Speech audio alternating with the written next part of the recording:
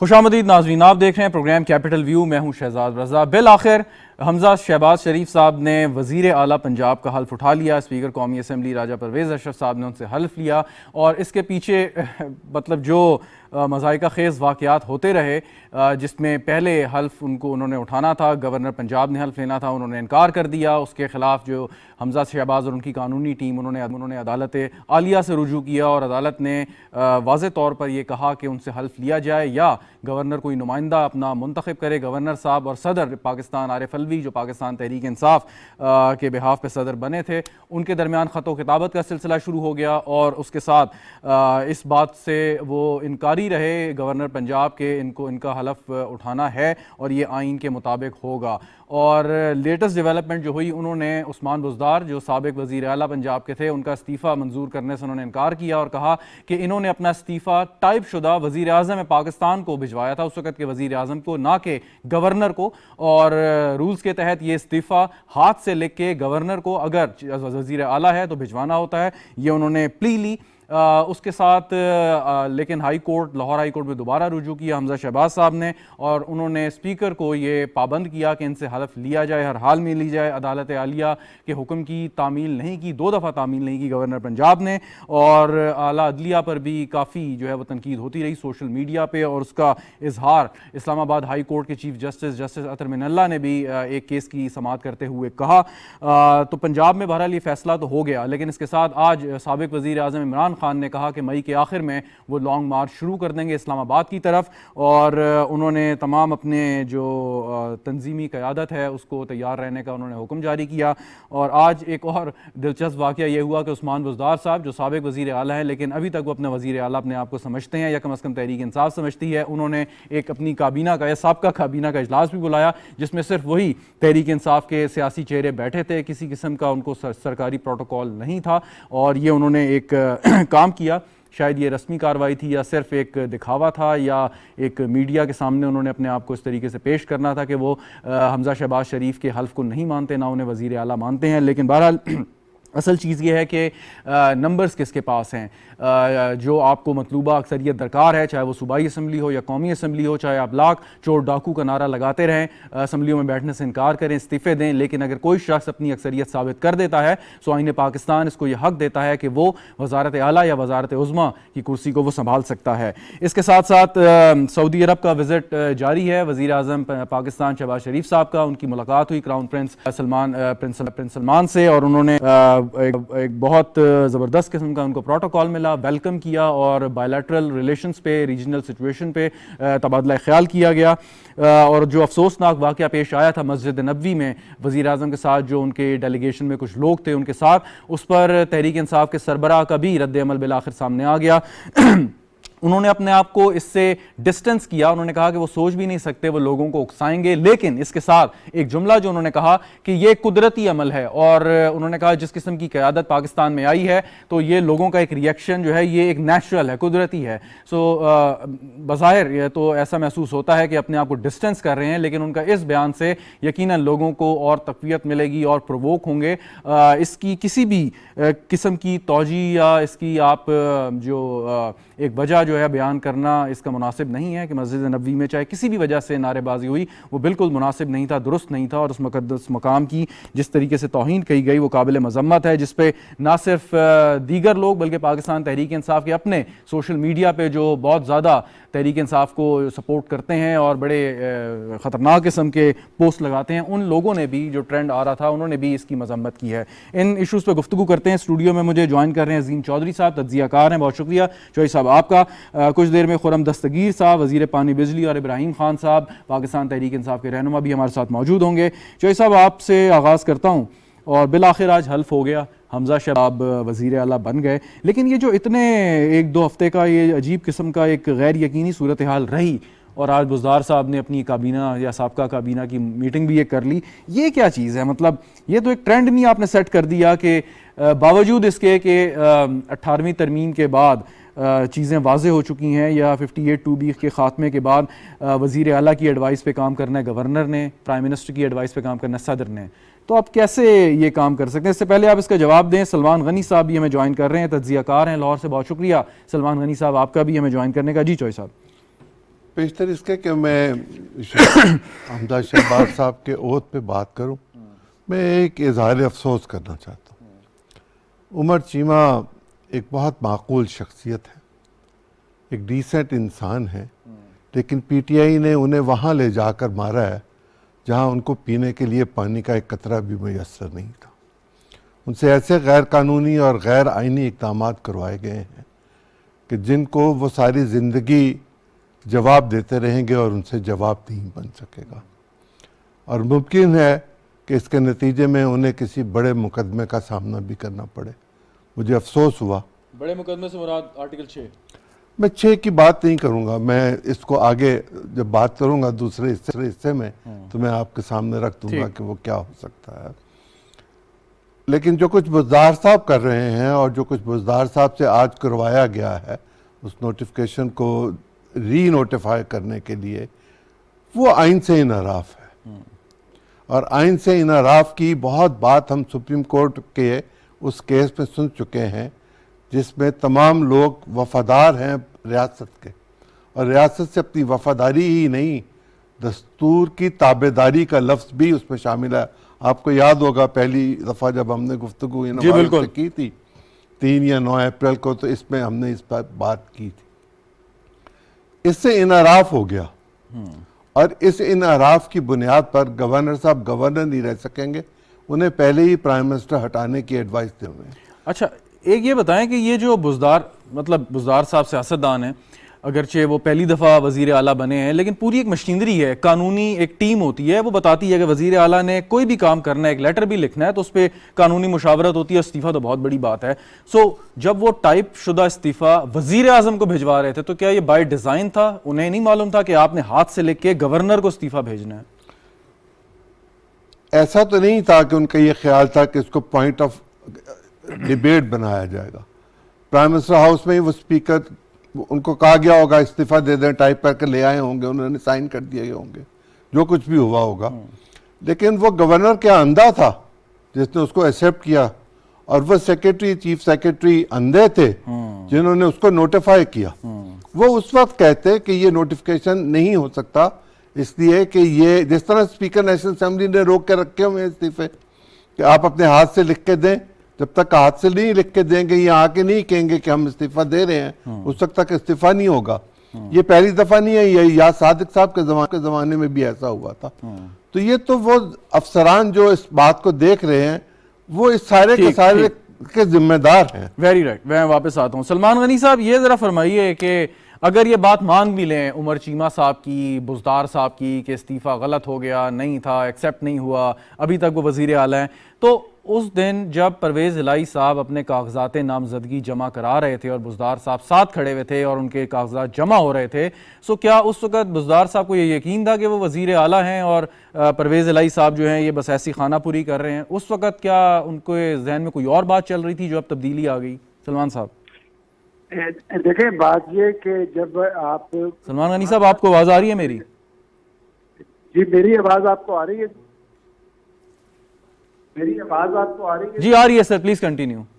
جی دیکھیں, جب آپ بزدار صاحب کے رول کو ڈسکس کریں گے تو میں سمجھتا ہوں کہ آج پاکستان کے اندر جو صورتحال جاری ہے اور خصوصاً عمران خان صاحب کی حکومت جس انجام کو پہنچ کے, اس پہ بنیادی شک خود بزدار صاحب کا ہے کہ پنجاب جیسے بڑے صوبے میں آپ نے ایک ایسے شخص کو نامزد کیا جو تحریک انصاف میں آنے والا آخری شخص تھا اور پہلی دفعہ رکن اسمبلی منتخب ہوا تھا.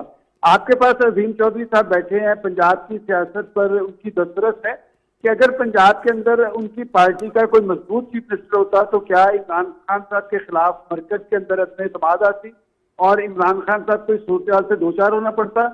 جہاں تک آپ نے ان کے استعفے کی بات کی ہے تو یہ بات تو خود سابق گورنر سرور یہ بات برملا کہہ چکے ہیں میڈیا کے اندر کہ میں نے خود بزدار صاحب کو بلا کر ان کی منشا کے مطابق ان کا استعفیٰ جو ہے وہ قبول کیا تھا اور باقاعدہ نوٹیفیکیشن ہوا تھا.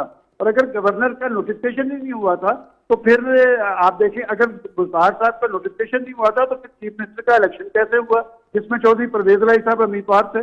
تو لہٰذا یہ اپنی قانونی پوشکاشتوں میں خود ہی پھنس چکے ہیں. اور اب آپ یہ نہیں دیکھ سکتے کہ وہ جو انٹرا اپیل کی ہے اس میں بھی نہ بزدار صاحب مدعی ہیں، نہ گورنر چیمہ صاحب مدعی ہیں، نہ پریزیڈنٹ صاحب مدعی ہیں. اس میں سارا اراکین کو مدعی بنایا گیا ہے.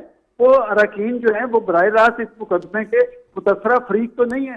میں سمجھتا ہوں کہ جو کچھ پنجاب میں اس وقت تک ہوا ہے اور جو الیکشن ہوا ہے وزیر اعلیٰ کا، وہ اس کی ڈائریکشن عدالت عالیہ نے دی تھی. انتخاب جو ہوا وہ عدالت عالیہ کے کہنے پہ ہوا، اور آج حلف بھی وہ عدالت عالیہ کی ڈائریکشن پہ ہوا ہے. آج منتخب حکومت وجود میں آ چکی ہے. 1 ماہ تک کے پنجاب کے اندر کوئی حکومت نہیں تھی. 1 ماہ تک کے پنجاب کے اندر کوئی مانیٹرنگ کرنے والا نہیں تھا. افسر شاہی کسی کو جواب دہ نہیں تھی. پنجاب کے اندر رمضان المبارک جیسے مہینے کے اندر اشیاء ضروریات میں لگنے والی آگ کا ذمہ دار کوئی نہیں تھا. میں سمجھتا ہوں کہ دیر آئے درست آئے. آج پنجاب میں ایک الیکٹڈ گورنمنٹ قائم ہوئی ہے.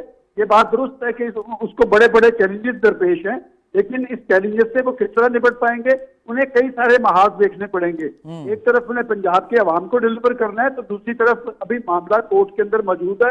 اور میں سمجھتا ہوں کہ جب اگر منتخب ایوان ہے، سیاستدان اپنے معاملات ایوانوں کے اندر طے بھی کریں گے تو پھر کورٹ کے پاس ہی جانا پڑے گا. اور اگر کورٹ نے سارے فیصلے کرنے ہیں تو پھر ان سیاستدانوں کا، ان حکمرانوں کا کیا جواب؟ Very right. عظیم چودھری ناظرین کی معلومات کے لیے ایسے ایک فکرہ اور کہنے لگا. ایک نوٹیفیکیشن ہوا کہ بزدار صاحب چیف منسٹر نہیں رہے. ایک نوٹیفیکیشن ہوا کہ چیف منسٹر کا الیکشن ہوگا. اس کے نامینیشن پیپرز مانگے گئے، ایکسیپٹ ہوئے، کینڈیڈیٹس آئے، اعتراض کسی نے کیا تو کیا، نہیں کیا تو نہیں کیا. پھر ایک الیکشن ہوا، پھر اس کا ایک نوٹیفیکیشن ہوا، پھر اس پہ 3 دفعہ ہائی کورٹ نے مہر لگائی. پھر آپ نے انکار کیا، اور اس کے بعد آپ توہین عدالت کی طرف بھی جا سکتے تھے. آپ توہین عدالت سے بچ اس لیے رہے ہیں کہ آپ آئینی عہدے پر بیٹھے ہوئے. جی بالکل. جس دن آپ آئینی عہدے پر نہیں ہوں گے، یہی آرٹیکل 5 جو ہے اس کا آپ کو جواب دینا پڑے گا، اوپر بھی اور نیچے بھی. عمر چیمہ صاحب بھی اور الوی صاحب بھی، جو صدر پاکستان ہے، جنہوں نے اس ایک خط جو تھا وہ لیا، اس کو رکھا، اس کا جواب دیا، پھر کہا، پھر لکھا، پھر سنا، پھر وہ طبیعت خراب ہو گئی، پھر وہ اچھے ہو گئے. ایک چیز ذرا سمجھائیں. پھر ایک بڑا دلچسپ سوال ہے میرے پاس. ایک تو یہ کہ پہلے الوی صاحب نے کابینہ سے حلف نہیں لیا جب پہلی دفعہ ہوا فرسٹ فیز میں. اس کے بعد انہوں نے جو بھی وزیر جس کو شہباز شریف صاحب نے شامل کیا ان کا حلف لینے لگے. کیا یہ change of mind and heart تھا یا ان کو بتا دیا گیا کہ یہ مناسب؟ جو پرسوں حلف ہوا میں اس پہ گیا ہوا تھا، ٹھیک، اور میں نے ان کو دیکھا وہ شاش پہ شاش تھے. وہ حلف کے بعد انہوں نے متعلقہ وہ جو وزیر مملکت تھے ان سے کہا کہ میں آپ سے ملاقات کرنا چاہتا ہوں، آپ تشریف لائیے. تو ان کو بلا لیا گیا. 40 منٹ کی انہوں نے ملاقات کی. میں وہاں 40 منٹ موجود تھا. اتفاق سے میرا ان سے تعلق ہے ایک ذاتی. اور ایک وفاقی وزیر سے بھی ملاقات کی انہوں نے، وہ اس سے پہلے کی تھی. جی، وہ وزیر خارجہ سے کی. جی بالکل. اور یہ انرجی کے وزیر مملکت سے کی.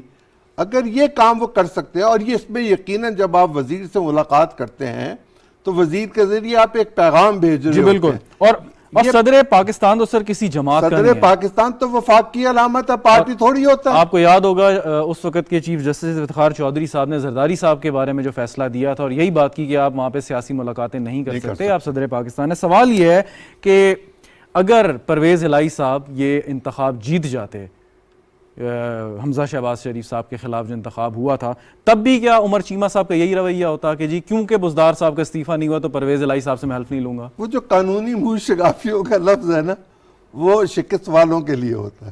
نہیں، اصولاً تو یہ پھر اصول تو ادھر بھی لاگو ہونا چاہیے. وہاں کیوں ہونا تھا؟ نہیں، وہ تو کہہ رہے ہیں کہ بدنیتی پر ہے یہ سب کچھ. اچھا. عدالت کے فیصلے میں موجود ہے کہ اس میں بدنیتی موجود ہے. نہیں، ایسے سوال بنتا نہیں ہے ان سے. دیکھیں میں آپ سے یہ کہہ رہا ہوں کہ اگر بدنیتی نہ ہوتی تو پھر بنتا.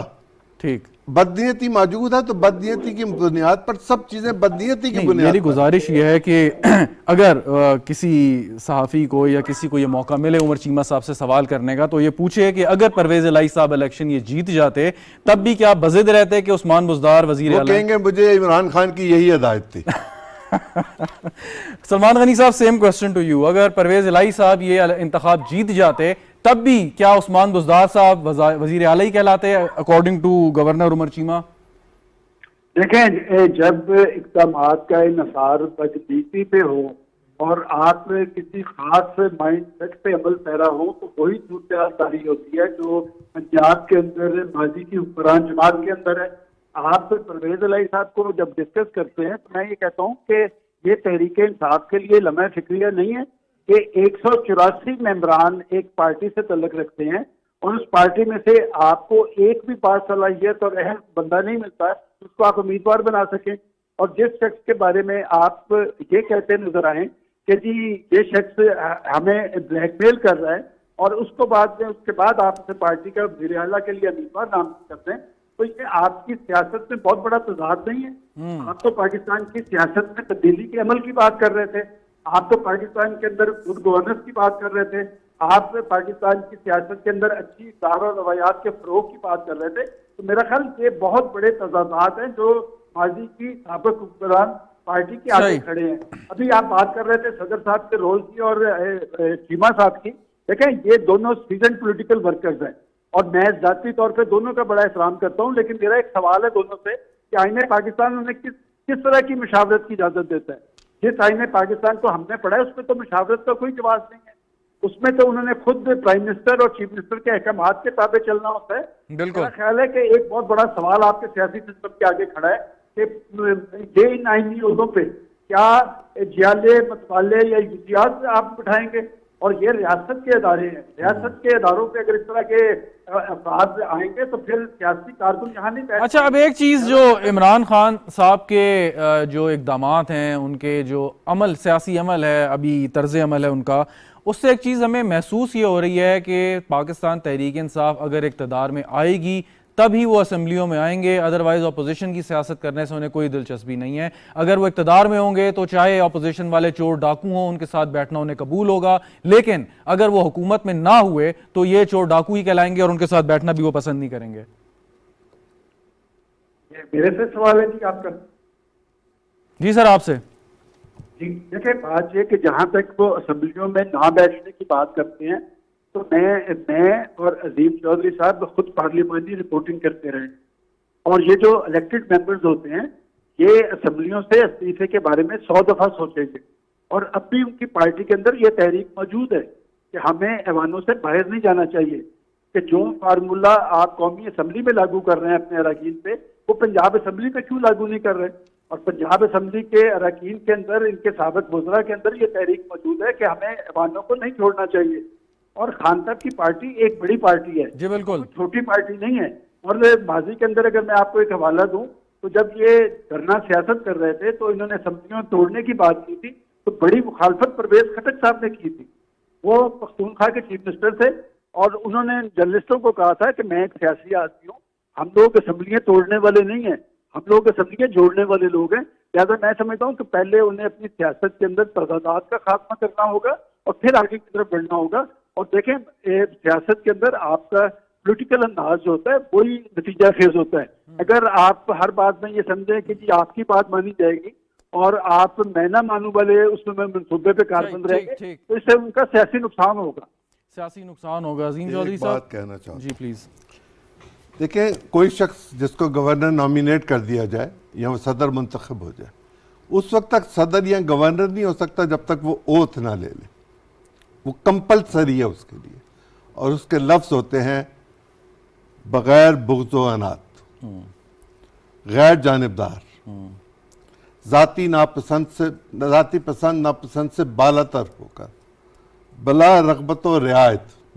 مجھے بتائیے ان میں سے کون سا فکرہ ایسا ہے جس کے حوالے سے چیمہ صاحب پر مقدمہ نہیں بن سکتا؟ چیمہ صاحب ہمارے دوست ہیں, لیکن آپ یہ تمام لفظ ان کے سامنے رکھیں گے تو ایک جملے میں اڑا دیں گے. سر میں آپ فکرہ ان کا کہیے, میں اس کا جواب دوں گا. اچھا چلیں, لیکن وہ چودھری صاحب پہلے ہی کہہ چکے ہیں ان کو کہ بہت مہذب اور اچھے سیاسی کارکن ہیں, لیکن افسوس ہے چودھری صاحب کو کہ ہر مشکل وقت میں سیاسی کارکن ہی کھڑا ہوتا ہے. تحریک مجھے بہت افسوس ہے کہ ان کو وہاں جا کے پھنسایا گیا جہاں ان کو لیے ایک قطرہ پانی بھی موجود نہیں تھا. بالکل. اچھا چودھری صاحب یہ ذرا بتائیں کہ اب خان صاحب کہتے ہیں جی مئی کے آخر میں ہم لانگ مارچ کریں گے. اب وہ لانگ مارچ کس شکل میں ہوگا, کیا ہوگا اور اس کا کیا نتیجہ نکلے گا, یہ ذرا اس پہ روشنی. اصل میں خان صاحب یہ بتا رہے ہیں کہ مئی کے آخر میں پریزیڈنٹ کا مواخذہ ہو سکتا ہے. مجھے تو یہ نظر آ رہا ہے ان کے لانگ مارچ میں. صدر کا مواخذہ، اور جب صدر کا مواخذہ ہو جائے گا تو باقی کیا بچے گا؟ پاکستان کا ایک نیا صدر ہوگا. نہیں، لیکن ان کا جو لانگ مارچ کا مقصد صدر کو بچانا نہیں ہے، ان کا مقصد تو یہ ہے جو وہ کہہ رہے سب ہیں، جو کہتے ہیں وہ ہوتا نہیں ہے، اس سے یو ٹرن لے لیتے ہیں. وہ ایک علیحدہ بحث ہے. لیکن ابھی جو انہوں نے بات کی کہ ہم اس حکومت کے خلاف لانگ مارچ کر رہے ہیں اور جب تک یہ حکومت نہیں جائے گی ہم پیچھے نہیں ہٹیں گے. یہ وہ ان تو کا کہنا بہت کچھ کہتے ہیں. کس بات پہ یقین کروں؟ ریاست مدینہ پہ یقین کروں جو وہاں ہوا اس پہ یقین کروں، یا جو وہ کہتے تھے اس پہ یقین کروں؟ مطلب میں تو آنسوؤں کے ساتھ رویا ہوں. میں تو امتی ہوں رسول اللہ صلی اللہ علیہ وسلم کا. میں تو جرت بھی نہیں کر سکتا کہ میں وہاں اونچی آواز میں بولوں. درست. جائے کہ میں خاتون کو گالیاں نکالوں حرم میں. یہ ہے ان کے لوگوں کی تربیت، یہ ہے ان کے ان ذمہ داروں کی جنہوں نے وہاں تصویریں اتاری اور اب صفائیاں پیش کر رہے ہیں. اب وہ کہتے یہ ہے وہ جو یہ کہہ رہے ہیں کہ یہ جہاں جائیں گے ان کے ساتھ یہی ہوگا. یہ ہے چادر چار دیواری کا تحفظ. اگر آپ حرم میں نہیں چادر چار دیواری کا تحفظ رہنے دے رہے تو پھر میں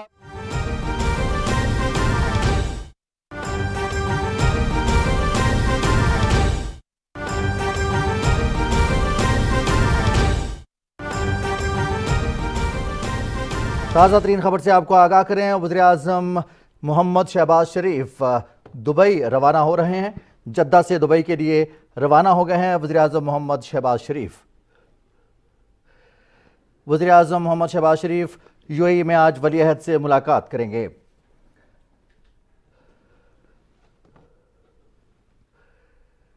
تازہ ترین خبر سے آپ کو آگاہ کر رہے ہیں. وزیر اعظم محمد شہباز شریف آج متحدہ عرب امارات کا دورہ کر رہے ہیں. جدہ سے روانہ ہو گئے ہیں ابوظبی کے لیے. وزیر اعظم محمد شہباز شریف کے ہمراہ وزیر دفاع خواجہ محمد آصف اور وزیر خارجہ بلاول بھٹو زرداری، وزیر اطلاعات مریم اورنگزیب بھی وزیر اعظم محمد شہباز شریف کے ہمراہ ہیں. وزیر اعظم محمد شہباز شریف آج متحدہ عرب امارات کا دورہ کر رہے ہیں. اسی حوالے سے محمد تفصیلات حاصل کریں گے. مزید تفصیلات محمد نویر اظہر ہمارے ساتھ موجود ہیں. نویر اظہر، آگاہ کیجیے گا. جی بالکل، وزیر اعظم اپنا سعودی عرب کا 3 روزہ دورہ مکمل کرنے کے بعد وہاں سے متحدہ عرب امارات کے 1 روزہ دورے کے لیے روانہ ہو چکے ہیں. اور وزیر اعظم کی وہاں یو اے ای کے مسلح افواج کے ڈپٹی سپریم کمانڈر اور ابوظہبی کے ولی عہد جو ہیں شیخ محمد بن زید ال نہیان کے ساتھ آج رات 9 بجے ملاقات متوقع ہے. اور اس ملاقات میں دونوں ملکوں کے درمیان جو 2 طرفہ تعلقات ہیں اور باہمی دلچسپی کے جو امور ہیں اس کے اوپر وسیع بات چیت ہوگی.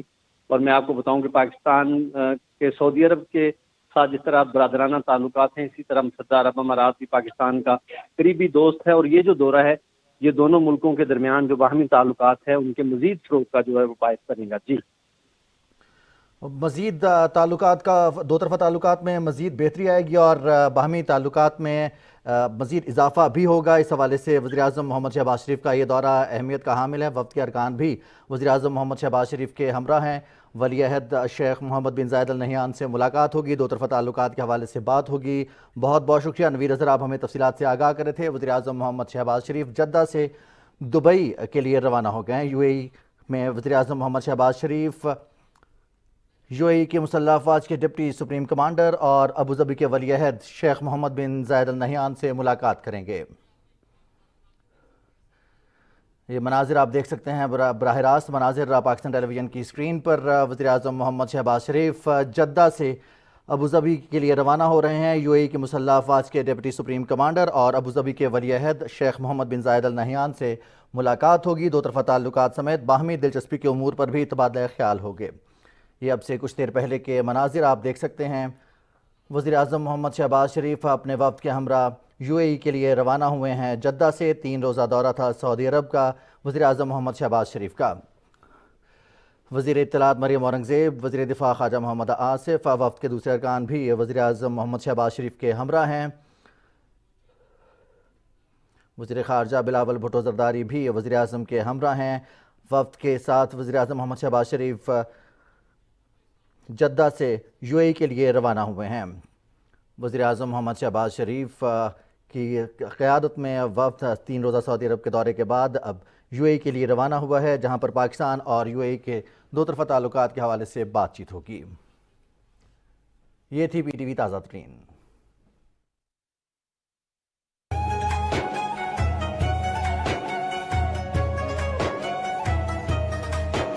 رمضان پاکستان، رمضان پاکستان۔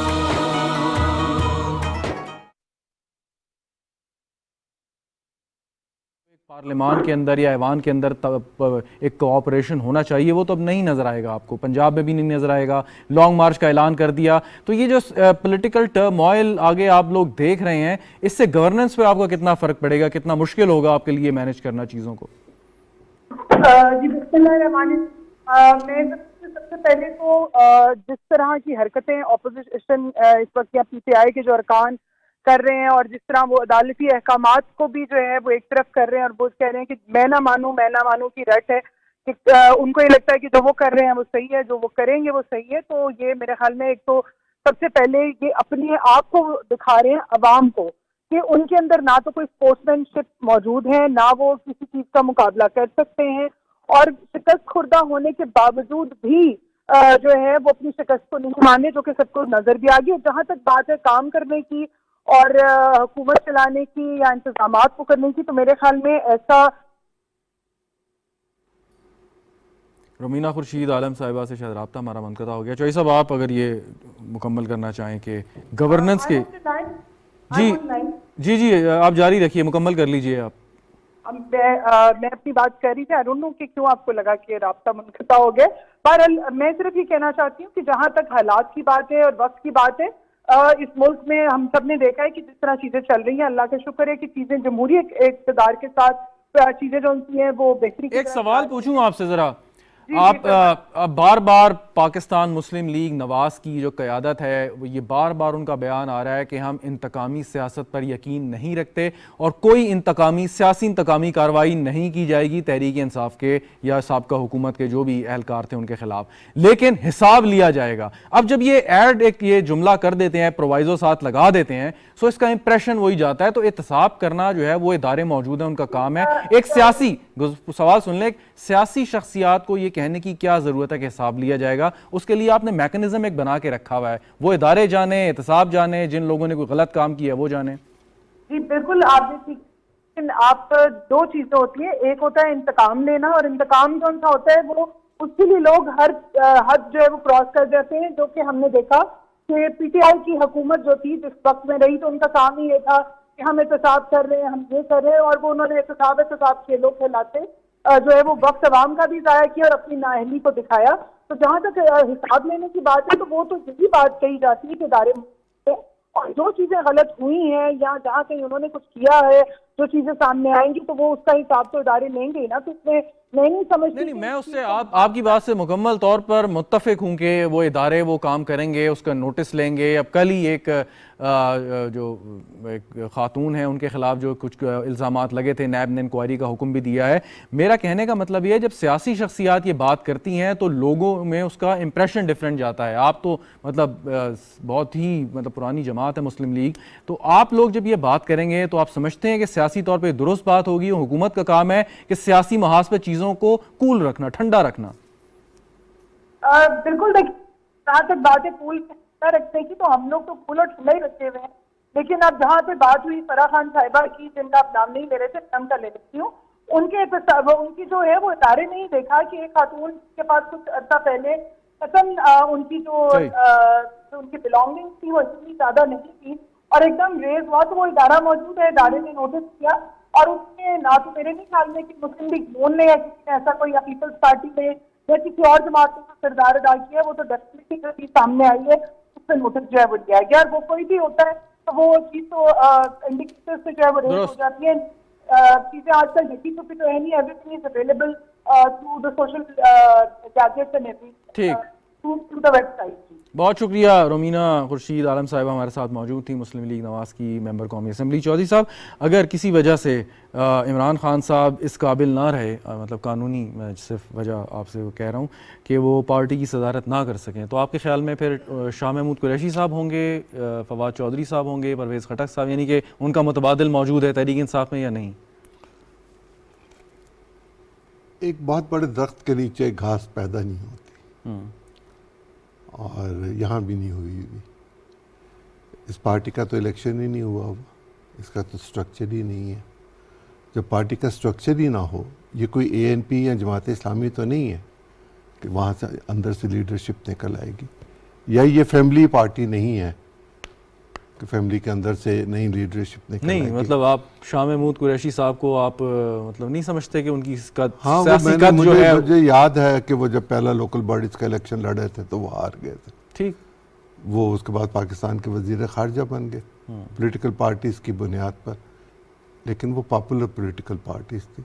شاہ محمود قریشی صاحب کا جو حال ملتان میں ہوا، میں اس پہ تبصرہ نہیں کرنا چاہتا، ٹھیک، بس ایک بات ادروائز کہنا چاہتا ہوں، جی، وہ یہ کہ یہ پولیٹیکل پارٹیز جب تک اپنے اندر ڈیموکریسی نہیں لے کر آئیں گی، اس وقت تک پاکستان کی ڈیموکریسی پہ تنقید بنتی نہیں ہے۔ اور جب اپنی پارٹی کے اندر فیصلے اپنی مرضی کے مطابق کروا لیے جاتے ہیں تو پھر حکومتوں کے فیصلے بھی حکومتوں کی مرضی کے مطابق ہی ہوتے ہیں، جس کی حکومت ہوتی ہے اس کی مرضی کے مطابق فیصلے ہوتے ہیں۔ یہ سجیسٹ کرنا چاہتا ہوں آپ کے توسط سے، آپ کے ناظرین کے توسط سے، کہ ہمیں مزید کسی شہزاد اکبر کی ضرورت نہیں ہے۔ ایف آئی اے کے پاس اپنے اسپوکس پرسن ہے، نیب کے پاس اپنے اسپوکس پرسن ہے، اینٹی کرپشن کے پاس اپنے اسپوکس پرسن ہے، وہ بولیں، اور جو کچھ وہ بولیں اس کے بعد کوئی کسی نے بولنا ہے، بات کرنی ہے تو کرے۔ یہ وقت سے پہلے جو ہوتا تھا کہ 5,000 ارب آ جائیں گے، 10,000 ارب آ جائیں گے، 2,000 ارب آ جائیں گے، آیا تو کچھ نہیں۔ ٹھیک، ایک بات یہ مجھے بتائیں کہ عمران خان صاحب برملا جو ہماری اس وقت سیاسی قیادت ہے اور اقتدار میں ہیں، ان کو چور ڈاکو کے القابات سے وہ نوازتے ہیں، لیکن اس چیز کو لوگوں نے ایسا نارمل، اور جن کے خلاف وہ نعرے لگتے ہیں یا الزامات لگتے ہیں، وہ بھی شاید اس چیز کو بڑا نارمل آج کل لے رہے ہیں کہ یار وہ تو کہتے رہتے ہیں، کہنے دو۔ لیکن آپ نہیں سمجھتے کہ ایک شخص جو کلین ہے، آنیسٹ ہے، اس پر عدالت سے کسی قسم کا جرم ثابت نہیں ہوا، وہ اگر اس قسم کے القابات یا الزامات کو اپنے اوپر برداشت کر رہا ہے، چاہے وہ سیاسی وجوہات کی بنا پر ہو، تو یہ کیا درست طرز عمل ہے کہ آپ نے اس چیز کو جو ہے بڑا نارملائز کر دیا کہ میں آپ کو کہوں جی آپ چور ہیں، آپ کہیں جی کوئی بات نہیں؟ اگر خان صاحب اپنے 3.5 سال میں فیصلہ کروا کے چور ثابت کر دیتے تو میں ان کا تعریف کر رہا ہوں۔ یہ تو بات ٹھیک ہے، لیکن جن کے خلاف الزامات لگ رہے ہیں ان کا کیا رد عمل ہونا چاہیے؟ وہ تو یہ ہے نا کہ وہ بڑے آرام سے یہ کہہ سکتے ہیں کہ انتقامی کارروائی کی جا رہی تھی۔ ممکن ہے انتقامی کارروائی ہی کی جا رہی ہو، اگر عدالتوں میں چیزیں ثابت نہیں ہوئی یا ڈیلے ہو گئی یا جیسے بھی ہوا۔ پاکستان میں ہم نے دیکھا 11 سال جیل میں رہنے کے بعد زرداری صاحب مقدمات سے بری ہو گئے، ٹھیک تھے یا غلط ہے، میں اس بحث پہ نہیں جانا چاہتا۔ میں تو یہ کہنا چاہتا ہوں کہ پاکستان میں فوری انصاف کا جو سلسلہ ہے وہ تو حکومت نے پرووائڈ کرنا ہے، وہ عدالتوں کا کام نہیں ہے۔ عدالت کا کام کرنا اور انصاف کرنا ہے۔ کل جو پی ٹی آئی نے عدالتوں کے بعد کھڑے ہو کے چیف جسٹس کو نعرے مارے پنجاب کے، کیا ہوا کہ عدالت کھولو، اس طرح انصاف ہوتا ہے؟ انصاف تو لینے کے لیے آپ کو طریقہ کار اختیار کرنا پڑتا ہے، یا آپ قاضی عدالتیں لگا لیں محلے محلے میں، یا آپ جرگہ کر لیں محلے محلے میں، اور اگر آپ کو مقننہ انتظامیہ اور عدلیہ کے ساتھ چلنا ہے تو پھر ایک سوال اور اسی کے تناظر میں، اور پھر آخری بات سلمان غنی صاحب سے اور آسان کر دیتا ہوں۔ آپ کا ہمارا ایک تعلق ہے، اگر نہ ہو اور میں آپ کو برملا لوگوں کے سامنے چور یا ڈاکو کے الفاظ سے نوازوں، آپ کا رد عمل کیا ہونا چاہیے؟ دیکھیں، میں یہ نہیں کہنا چاہتا کہ کون کیا کم ظرفی کا مظاہرہ کر رہا اور کون اعلیٰ ظرفی کا مظاہرہ کر رہا ہے۔ میں نے نہیں سنا کہ کبھی اس وقت پاکستان کی حکمران جماعت نے عمران خان صاحب کے بارے میں کوئی برا لفظ کہا ہو، کوئی گندا لفظ کہا ہو، کوئی غیر مناسب کہا ہو، کوئی ایسی زبان استعمال کی ہو جو غیر مناسب ہو، غیر پارلیمانی ہو۔ اور میں نے کبھی پارلیمنٹ میں بھی اور پارلیمنٹ کے بعد بھی پی ٹی آئی کے لوگوں کو شائستگی اختیار کرتے ہوئے نہیں دیکھا۔ نہیں تو حد تک عزت کے دعوے کے طور پہ خان صاحب کے خلاف انہیں مقدمہ درج کرنا چاہیے یا نہیں؟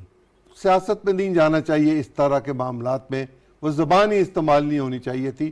انہیں اپنے طرز عمل سے چاہیے کہ وہ یہ ثابت کریں کہ یہ جو کچھ کر رہے تھے اب ان کو اس کا نتیجہ بھگتنا ہوگا. سلمان غنی صاحب یور ٹیک آن دس. سلمان غنی صاحب آپ کو آواز آ رہی ہے؟ سلمان غنی صاحب سے شاید رابطہ ہمارا منقطع ہو گیا. خیر بہت بہت شکریہ عظیم چودھری صاحب آپ کا، آپ نے ہمیں وقت دیا. سلمان غنی صاحب، رومینہ خورشید عالم صاحبہ موجود تھی. ناظرین پروگرام میں آپ نے دیکھا. اجازت دیجیے، خدا حافظ.